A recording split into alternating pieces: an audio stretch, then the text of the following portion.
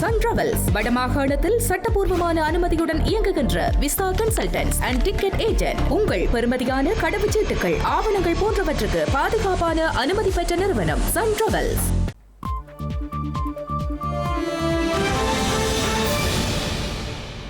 வணக்கம். இது ஐபிசி தமிழின் பிரதான செய்திகள். முதலில் தலைப்புச் செய்திகள்.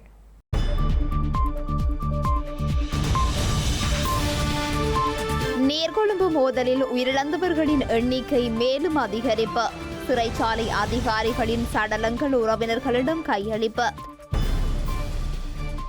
ஸ்ரீலங்கா நீதியமைச்சரை பதவி விலகுமாறு கோரும் நாமல் அரசாங்கத்தின் பொறுப்பற்ற தன்மை குறித்தும் விசனம். அர்ஜுனாவின் நாடாளுமன்ற இருக்கையை மாற்றுங்கள். கஜேந்திரகுமார் பொன்னம்பலம் சபாநாயகருக்கு கடிதம். ரணில் விக்ரமசிங்கவிற்கு எதிரான வழக்கு சட்டமா அதிபரின் நிலைப்பாட்டிற்காக ஒத்திவைப்பு.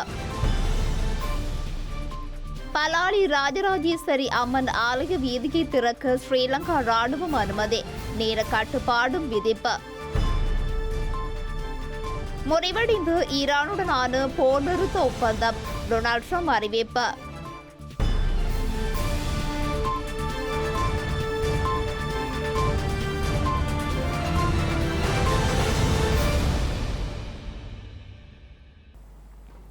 தொடர்பான விரிவான செய்திகள். நீர்கொழும்பு சிறைச்சாலை மோதலில் படுகாயமடைந்து கொழும்பு தேசிய வைத்தியசாலையில் அனுமதிக்கப்பட்டிருந்த சிறைச்சாலை அதிகாரி ஒருவர் உயிரிழந்துள்ளார். இதற்கமைய இந்த மோதலில் உயிரிழந்தவர்களின் எண்ணிக்கை 28ஆக உயர்வடைந்துள்ளது. நீர்கொழும்பு சிறைச்சாலைக்குள் ஏற்பட்ட மோதல்கள் காரணமாக சிறைச்சாலை விசேட உத்திகள் பிரிவின் 7 அதிகாரிகள் உயிரிழந்தனர். சிறை கைதிகளின் கொடூரமான தாக்குதலுக்கு இலக்காகியே அவர்கள் உயிரிழந்தனர். இந்த மோதலில் காயமடைந்த 80க்கும் மேற்பட்டோர் நீர்கொழும்பு பொது வைத்தியசாலையில் அனுமதிக்கப்பட்டதுடன் அவர்களில் ஆபத்தான நிலையிலிருந்த 20 பேர் கொழும்பு தேசிய வைத்தியசாலைக்கு மாற்றப்பட்டனர். இந்த நிலையிலேயே சிகிச்சை பலனின்றி சிறைச்சாலை அதிகாரி ஒருவர் உயிரிழந்துள்ளார். இதேவேளை மோதலில் உயிரிழந்த 7 சிறைச்சாலை அதிகாரிகளதும் உடலங்கள் இறுதி அஞ்சலிக்காக இன்று காலை வெலிக்கடை சிறைச்சாலைக்கு கொண்டுவரப்பட்டன. குறித்த அதிகாரிகளின் உறவினர்கள், நெருங்கியவர்கள் மற்றும் அவர்களுடன் கடமையாற்றிய சக அதிகாரிகளின் கண்ணீர் மற்றும் சோகத்திற்கு மத்தியில் உடலங்கள் கொண்டுவரப்பட்டன. இறுதி அஞ்சலி செலுத்தப்பட்டதன் பின்னர் உடலங்கள் குடும்பத்தினரிடம் ஒப்படைக்கப்பட்டுள்ளன. நீர்கொழும்பு சிறைச்சாலையில் இடம்பெற்ற வன்முறை சம்பவத்திற்கு ஸ்ரீலங்கா அரசாங்கத்தின் பொறுப்பற்ற தன்மையே காரணம் என்று நாடாளுமன்ற உறுப்பினர் நாமல் ராஜபக்ச தெரிவித்துள்ளார். நீர்கொழும்பு சிறை மோதலில் 28 பேர் உயிரிழந்தமை மற்றும் பலர் காயமடைந்தமை தொடர்பில் நாடாளுமன்றத்தில் இடம்பெற்ற விவாதத்தின் போது இதனை கூறியுள்ளார். நீர்கொழும்பு வன்முறை சம்பவத்திற்கு பொறுப்பேற்று துறை சார்ந்த அமைச்சர் உடனடியாக பதவியிலிருந்து விலக வேண்டும் என நாமல் ராஜபக்ஷ வலியுறுத்தியுள்ளார். அமைச்சர் வெறுமனே பொறுப்பேற்பதாக கூறிவிட்டு தப்பிச் செல்ல முடியாது என்றும் உண்மையான முறைமை மாற்றம் என்பது இத்தகைய பாரிய உயிரிழப்புகள் நிகழும் போது அமைச்சர் பதவியிலிருந்து விலகுவதிலேயே அமையும் என அவர் குறிப்பிட்டுள்ளார். குறித்த சம்பவம் தொடர்பாக நாடாளுமன்றத்தில் முறைப்படியான அறிக்கை வெளியிட தவறியமைக்காக அவர் அரசாங்கத்தை கடுமையாக விமர்சித்துள்ளார். இலங்கையின் சிறைச்சாலை அமைப்பானது சுமார் 1000 முதல் 12,000 கைதிகளை தங்க வைக்கும் வகையில் வடிவமைக்கப்பட்டிருந்த போதிலும் தற்போது அது 40,000 முதல் 45,000 கைதிகளை தடுத்து வைத்திருப்பதால் கடுமையான நெரிசலை உருவாக்கி வன்முறை அபாயத்தையும் அதிகரிக்கிறது என்றும் அவர் குறிப்பிட்டுள்ளார். யாழ் மாவட்ட சுயேட்சை குழு நாடாளுமன்ற உறுப்பினர் அர்ச்சுனா ராமநாதனின் நாடாளுமன்ற இருக்கையை மாற்றுமாறு நாடாளுமன்ற உறுப்பினர் கஜேந்திரகுமார் பொன்னம்பலம் கோரியுள்ளார். ஸ்ரீலங்கா சபாநாயகருக்கு அனுப்பிய கடிதத்தில் அவர் இந்த கோரிக்கையை முன்வைத்துள்ளார். ஸ்ரீலங்கா நாடாளுமன்றத்தில் தனது இடதுபுறம் அமர்ந்திருக்கும் நாடாளுமன்ற உறுப்பினர் அர்ச்சுனா ராமநாதன் மாவட்ட அபிவிருத்தி கூட்டங்களிலும் சமூக ஊடகங்களிலும் பொதுவெளியிலும் தன்னை தொடர்ந்து தகாத வார்த்தைகளால் திட்டியும் வன்முறை அச்சுறுத்தல் விடுத்தும் இழிவான சொற்களை பயன்படுத்தியும் வருவதாக கஜேந்திரகுமார் பொன்னம்பலம் கூறியுள்ளார். இதனால் நாடாளுமன்ற அவையில் அவரை தனக்கு அருகில் அமர வைப்பது தனக்கு இயலாத காரியம் என தெரிவித்துள்ளார். முதன்முறையாக சுயேட்சைக்குழு உறுப்பினராக தெரிவு செய்யப்பட்ட அர்ச்சுனா ராமநாதனுக்கு வழக்கமான நடைமுறையை மீறி அங்கீகரிக்கப்பட்ட அரசியல் கட்சி தலைவர்களுக்கும் மூத்த உறுப்பினர்களுக்கும் இடையில் அமர அனுமதிக்கப்பட்டுள்ளதாக அவர் அந்த கடிதத்தில் கூறியுள்ளார்.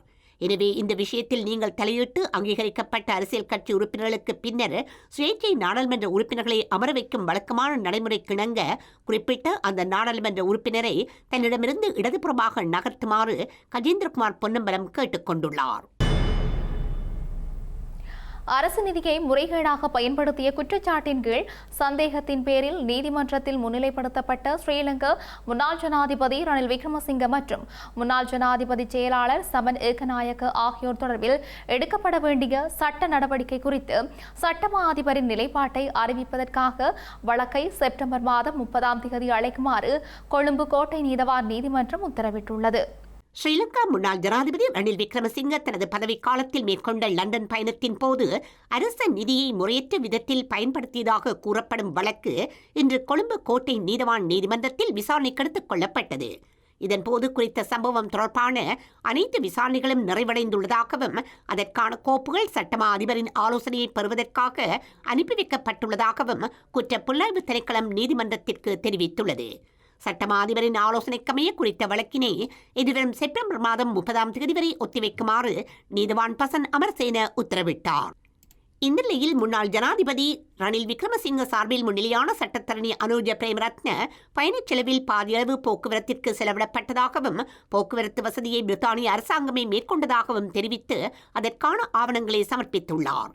இதனையடுத்து சட்டமா அதிபர் நிலைப்பாட்டை அறிவிப்பதற்காக வழக்கை செப்டம்பர் மாதம் 30ஆம் தேதி அழைக்குமாறு கொழும்பு கோட்டை நீதவான் நீதிமன்றம் உத்தரவிட்டுள்ளது.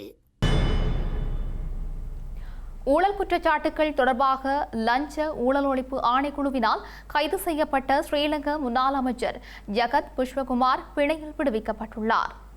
2014ஆம் ஆண்டு ஊவா மாகாண சபை தேர்தல் காலப்பகுதியில் அரசாங்கத்தின் அபிவிருத்தி திட்டங்கள் குறித்து மக்களுக்கு தெளிவுபடுத்துவதற்காக 2,50,000 சுவரொட்டிகள் மற்றும் துண்டு பிரசுரங்களை அச்சிடுமாறு ஸ்லாபம் பெருந்தோட்ட நிறுவனம் மற்றும் குர்நாகல் பெருந்தோட்ட நிறுவனத்திற்கு கட்டளையிட்டதன் மூலம் 26,65,000 ரூபாய் பணத்தை செலவிடு செய்தமை 2015 ஜனாதிபதி தேர்தல் காலப்பகுதியில் வெள்ள நிவாரணமாக வழங்குவதற்காக சாரம் மற்றும் டிஷர்ட் அடங்கிய 5,000 ஆடை தொகுதிகளையும் பாவாடை மற்றும் சட்டை அடங்கிய 5,000 ஆடை தொகுதிகளையும் முறையான நடைமுறையின்றி கொள்வனவு செய்தமை 2013 மற்றும் 2014ஆம் ஆண்டுகளில் மேதின பேரணியில் கலந்து கொண்டவர்களுக்கு வழங்குவதற்காக சிலாபம் பெருந்தோட்ட நிறுவனத்திடமிருந்து 2,000 டிஷர்ட்டுகள் மற்றும் 1,500 சேலைகளையும் குர்நாகல் பெருந்தோட்ட நிறுவனத்திடமிருந்து 2,000 டிஷர்ட்டுகள் மற்றும் 1,500 சேலைகளையும் பெற்றுத் தருமாறு அதிகாரிகளை தூண்டியமை ஆகிய குற்றச்சாட்டுகளின் கீழ் கைது செய்யப்பட்டிருந்தார்.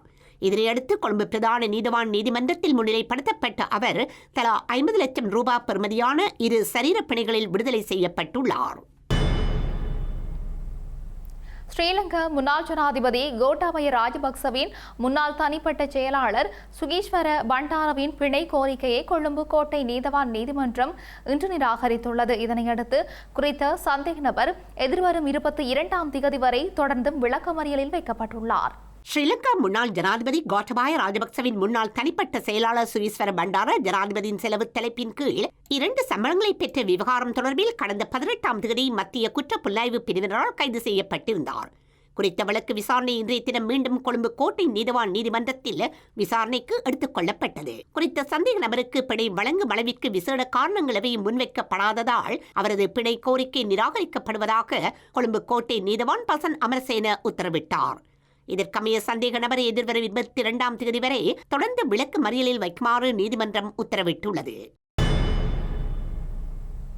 ஸ்ரீலங்கன் ஏர்லைன்ஸ் நிறுவனத்தின் முன்னாள் நிறைவேற்று அதிகாரி கபில சந்திரசேன இறந்து கிடந்த இடத்தில் கண்டெடுக்கப்பட்ட அடையாளம் தெரியாத மருந்துகள் தொடர்பான அரசாங்க ரசாயன பகுப்பாய்வாளர் அறிக்கையை சமர்ப்பிக்க நடவடிக்கை எடுக்குமாறு கொழும்பு கோட்டை நீதவான் நீதிமன்றம் உத்தரவிட்டுள்ளது. அத்துடன் பிரேத பரிசோதனை அறிக்கையை சமர்ப்பிக்குமாறு கோரி கொழும்பு சட்ட வைத்திய அதிகாரி அலுவலகத்திற்கும் நினைவூட்டல் கடிதம் ஒன்றை அனுப்புமாறு நீதவான் உத்தரவிட்டுள்ளார். ஸ்ரீலங்கன் ஏர்லைன்ஸ் நிறுவனத்தின் முன்னாள் நிறைவேற்று அதிகாரி கபில சந்திரசேன தொடர்பான வழக்கு விசாரணை இன்று கொழும்பு கோட்டை நீதவான் பசன் அமரசேன முன்னிலையில் அழைக்கப்பட்டிருந்தது. இதன்போது கொழும்பு குற்றத்தடுப்பு பிரிவின் அதிகாரிகள் நீதிமன்றத்தின் சமர்ப்பணங்களை முன்வைக்கையில் மரணமடைந்தவர் இறந்து கிடந்த இடத்தில் கண்டெடுக்கப்பட்ட சில அடையாளம் தெரியாத மருந்துகள் அரசாங்க ரசாயன பகுப்பாய்வாளரிடம் சமர்ப்பிக்கப்பட்டுள்ளதாகவும் எனினும் அந்த ரசாயன பகுப்பாய்வு அறிக்கை இதுவரை கிடைக்கப் பெறவில்லை என்றும் தெரிவித்தனர். இதற்கு மேலதிகமாக இழந்தவரின் பிரேத பரிசோதனை அறிக்கையும் இதுவரை கிடைக்கப் பெறவில்லை என காவல்துறையினர் நீதிமன்றத்தில் தெரிவித்தனர். இதற்கமைய முன்வைக்கப்பட்ட சமர்ப்பணங்களை பரிசீலித்த கொழும்பு கோட்டை நீதவான் பசன் அமரசேன குறித்த மருந்துகள் தொடர்பான அரசாங்க ரசாயன பகுப்பாய்வு அறிக்கையை சமர்ப்பிக்க நடவடிக்கை எடுக்குமாறு அறிவித்து அரசாங்க ரசாயன பகுப்பாய்வு திணைக்களத்திற்கு நினைவூட்டல் கடிதம் ஒன்றை அனுப்புமாறு உத்தரவிட்டார். அத்துடன் பிரேத பரிசோதனை அறிக்கையை சமர்ப்பிக்குமாறு கோரி கொழும்பு சட்ட வைத்திய அதிகாரி அலுவலகத்திற்கும் நினைவூட்டல் கடிதம் ஒன்றை அனுப்புமாறு நீதவான் உத்தரவிட்டார். அதனைத் தொடர்ந்து குறித்த விசாரணைகளின் முன்னேற்றம் குறித்து ஆராய்வதற்காக வழக்கை ஜூலை மாதம் 22ஆம் தேதி மீண்டும் அழைக்குமாறு உத்தரவிட்டார். பாதுகாப்பு காரணங்களால் தற்போது ராணுவத்தின் கட்டுப்பாட்டில் உள்ள பலாலி ராஜராஜேஸ்வரி அம்மன் ஆலயத்திற்கு செல்லும் பிரதான பாதையை நேர கட்டுப்பாட்டுடன் பொதுமக்கள் பயன்படுத்தும் வகையில் திறக்க நடவடிக்கை எடுக்கப்பட்டுள்ளது. பலாலி ராஜராஜேஸ்வரி அம்மன் ஆலயத்தின் வருடாந்த மகோத்சவ திருவிழாவை முன்னிட்டு ஆலயத்திற்கு செல்லும் பிரதான பாதையை பொதுமக்களின் பயன்பாட்டிற்காக விடுவிக்க நடவடிக்கை எடுக்குமாறு கடற்தொழில், நீரியல் மற்றும் கடல் வளங்கள் அமைச்சர் ராமலிங்கம் சந்திரசேகரிடம் மக்கள் கோரிக்கை விடுத்தனர். மக்களின் கோரிக்கைக்கு உடனடியாக பதிலளித்த அமைச்சர் தேவையான நடவடிக்கைகளை மேற்கொள்ளுமாறு பணிப்புரை வழங்கினார். அதன்படி நாடாளுமன்ற உறுப்பினர் க. இளங்குமரன் யாழ்ப்பாண மாவட்ட பாதுகாப்பு படைகளின் கட்டளை தளபதியை நேரில் சந்தித்து குறித்த விடயம் தொடர்பாக விரிவான கலந்துரையாடலை மேற்கொண்டார். பாதுகாப்பு காரணங்களால் தற்போது இராணுவத்தின் கட்டுப்பாட்டில் உள்ள குறித்த பிரதான பாதையை ஆலயத்தின் வருடாந்த திருவிழாவை முன்னிட்டு பக்தர்களின் வசதிக்காக திறந்து வைப்பது குறித்த சந்திப்பில் முக்கியமாக ஆராயப்பட்டது. இதன் விளைவாக ஆலய திருவிழா நடைபெறும் காலப்பகுதியில் தினமும் காலை 6 மணி முதல் இரவு 10 மணி வரை நேர கட்டுப்பாட்டுடன் பொதுமக்கள் பயன்படுத்தும் வகையில் குறித்த பாதையை திறக்க நடவடிக்கை எடுக்கப்பட்டுள்ளது. அத்துடன் 1 மாத காலத்திற்குள் குறித்த பாதையை முழுமையாக பொதுமக்களின் பயன்பாட்டிற்காக திறப்பதற்கும் இராணுவத்தினர் இணக்கம் தெரிவித்துள்ளதாக தெரிவிக்கப்பட்டுள்ளது. மேலும் பலாலி கிழக்கு பகுதியில் உள்ள மக்களின் காணிகளை விடுவிப்பது தொடர்பிலும் கலந்துரையாடல் இடம்பெற்றதுடன் அதிலும் சாதகமான முன்னேற்றங்கள் எட்டப்பட்டுள்ளதாக நாடாளுமன்ற உறுப்பினர் க. இளங்குமரன் தெரிவித்தார். டீசலுக்கு பதிலாக சட்டவிரோதமான முறையில் மண்ணெண்ணெயை பயன்படுத்தி இயக்கப்பட்ட 4 பயணிகள் பேருந்துகள் அம்பலாங்குடை காவல்துறையினரின் திடீர் சுற்றி வளைப்பின் போது அதிரடியாக கையகப்படுத்தப்பட்டுள்ளதுடன் அதன் சாரதிகளும் நீதிமன்றத்தில் முன்னிலைப்படுத்தப்பட்டுள்ளனர். இது தொடர்பான மேலதிக விசாரணைகளை அம்பலாங்குடை காவல்துறையினர் மேற்கொண்டு வருகின்றனர். மண்ணெண்ணெயை எரிபொருளாக பயன்படுத்தி இயக்கப்பட்ட 4 பயணிகள் பேருந்துகளை அம்பலாங்குடை காவல்துறையினர் கையகப்படுத்தியுள்ளனர். அம்பலாங்குடை காவல் நிலையத்தின் போக்குவரத்து பிரிவு பொறுப்பதிகாரி, பிரதான காவல்துறை பரிசோதகர் லங்காதேவ மற்றும் காவல்துறை அதிகாரிகள் குழுவினர் நேற்று மாலை மேற்கொண்ட திடீர் சுற்றிவளைப்பின் போதே குறித்த பேருந்துகள் கைப்பற்றப்பட்டுள்ளன. காலி, கொழும்பு மற்றும் அம்பலாங்குடை எல்பிடிஏ ஆகிய வழித்தடங்களில் சேவையில் ஈடுபட்டிருந்த 4 பேருந்துகளே இவ்வாறு காவல்துறையினரால் கைப்பற்றப்பட்டதாக தெரிவிக்கப்பட்டுள்ளது. குறித்த பேருந்துகளில் சில முற்றிலும் மண்ணெண்ணெயை மட்டுமே பயன்படுத்தி இயக்கப்பட்டிருப்பதும் மற்றவை டீசலுடன் மண்ணெண்ணெயை கலந்து இயக்கப்பட்டிருப்பதும் இந்த சுற்றிவளைப்பின் போது தெரிய வந்துள்ளது. மண்ணெண்ணெயை பயன்படுத்தி இயக்கப்பட்ட இந்த 4 பேருந்துகளின் சாரதிகளும் பலப்பிட்டிய நீதிமன்றத்தில் முன்னிலைப்படுத்தப்பட்டுள்ளனர். இது தொடர்பான மேலதிக விசாரணைகளை அம்பலாங்குடை காவல்துறையினர் மேற்கொண்டு வருகின்றனர். தமிழக ஆசிரியர் தகுதி தேர்வின் தகுதி மதிப்பெண்ணை குறைக்க கோரி தொடரப்பட்ட வழக்கை விசாரித்த சென்னை உயர்நீதிமன்றம் தேர்வு முடிவுகளை வெளியிடுவதற்கு இடைக்கால தடை விதித்து அதிரடி உத்தரவு பிறப்பித்துள்ளது. ஆசிரியர் தகுதி தேர்வில் பொது பிரிவினருக்கான குறைந்தபட்ச தகுதி மதிப்பெண்ணை 60%இலிருந்து 50%ஆக குறைக்க கோரி 3 ஆசிரியர்கள் சென்னை உயர் நீதிமன்றத்தில் மனு தாக்கல் செய்திருந்தனர்.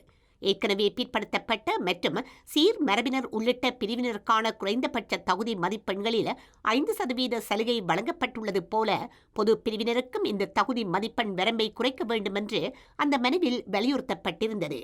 குறித்த மனுவை விசாரித்த சென்னை உயர் நீதிமன்றம் தகுதி மதிப்பெண் குறைப்பு விவகாரத்தில் தமிழக அரசு தனது இறுதி முடிவை வரும் 24ஆம் தேதிக்குள் நீதிமன்றத்தில் தெரிவிக்க வேண்டும் என்று உத்தரவிட்டுள்ளது. மேலும் அதுவரை ஆசிரியர் தகுதி தேர்வு முடிவுகளை எக்காரணம் கொண்டும் வெளியிடக்கூடாது என இடைக்கால தடையும் விதித்துள்ளது. பள்ளிகளில் பணிபுரியும் ஆசிரியர்கள் மற்றும் பதவி உயர்வு பெற விரும்புபவர்களுக்கு ஆசிரியர் தகுதி தேர்வு கட்டாயம் என நீதிமன்றங்கள் அறிவுறுத்தியுள்ள நிலையில் இந்த தகுதி மதிப்பெண் சலுகை கோரிய வழக்கும் அதன் மீதான உயர் நீதிமன்றத்தின் இடைக்கால தடையும் தேர்வு எழுதிய ஆயிரக்கணக்கான ஆசிரியர்கள் மற்றும் தேர்வர்கள் மத்தியில் தற்பொழுது பெரும் பரபரப்பை ஏற்படுத்தியுள்ளது.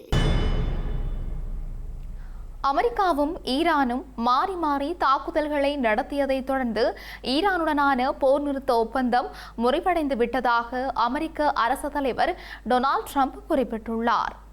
அமெரிக்காவும் ஈரானும் மாறி மாறி தாக்குதல்களை நடத்தியதைத் தொடர்ந்து ஈரானுடனான போர் நிறுத்த ஒப்பந்தம் முறிவடைந்து விட்டதாக குறிப்பிட்டுள்ள டொனால்ட் ட்ரம்ப் தான் இனிமேல் ஈரானுடன் எந்த தொடர்பையும் பேண விரும்பவில்லை எனவும் அவர்கள் அயோக்கியர்கள் எனவும் குறிப்பிட்டுள்ளார். துருக்கியில் நடந்த நேட்டோ உச்சி மாநாட்டில் அவர் தெரிவித்த இந்த கருத்துகளுக்கு பின்னர் எண்ணெய் விலைகள் உயர்ந்துள்ளன. இன்று அதிகாலை 2 நாடுகளும் மாறி மாறி தாக்குதல் நடத்தியதைத் தொடர்ந்து இந்த போர் நிறுத்தம் முடிந்துவிட்டதாக ட்ரம்ப் தெரிவித்துள்ளார். எனினும் 2 தரப்பு பேச்சுவார்த்தையாளர்கள் தங்கள் நேரத்தை வீணடித்து தொடர்ந்து பேசலாம் என்றும் அவர் குறிப்பிட்டுள்ளார். செவ்வாய்க்கிழமை மாலை ஹோமூஸ் ஜலசந்தியில் 3 எண்ணெய் கப்பல்கள் மீது ஈரான் தாக்குதல்களை நடத்தியதைத் தொடர்ந்து 80க்கும் மேற்பட்ட ஈரானிய இலக்குகள் மீது தாக்குதல் நடத்தியதாக அமெரிக்கா கூறியது. அதேபோல பதிலடியாக பஹ்ரைன் மற்றும் குவைத்தில் உள்ள அமெரிக்க ராணுவ தளங்களை ஈரான் தாக்கியுள்ளது.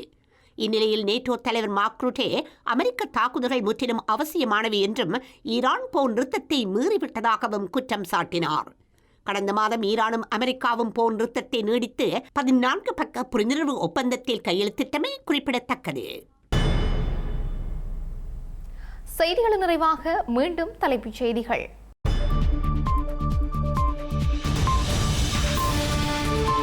நீர்கொழும்பு மோதலில் உயிரிழந்தவர்களின் எண்ணிக்கை மேலும் அதிகரிப்பு. சிறைச்சாலை அதிகாரிகளின் சடலங்கள் உறவினர்களிடம் கையளிப்பு. ஸ்ரீலங்கா நீதியமைச்சரை பதவி விலகுமாறு கோரும் நாமல் அரசாங்கத்தின் பொறுப்பற்ற தன்மை குறித்தும் விசனம். அர்ஜுனாவின் நாடாளுமன்ற இருக்கையை மாற்றுங்கள். கஜேந்திரகுமார் பொன்னம்பலம் சபாநாயகருக்கு கடிதம். ரணில் விக்ரமசிங்கவிற்கு எதிரான வழக்கு சட்டமா அதிபரின் நிலைப்பாட்டிற்காக ஒத்திவைப்பு. பலாலி ராஜராஜேஸ்வரி அம்மன் ஆலய வீதியை திறக்க ஸ்ரீலங்கா ராணுவம் அனுமதி, நேர கட்டுப்பாடும் விதிப்பு.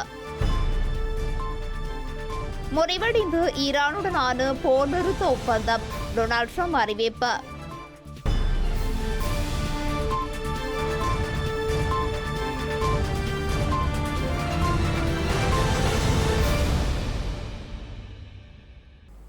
இத்துடன் ஐபிசி தமிழின் பிரதான செய்திகள் நிறைவு பெற்றன.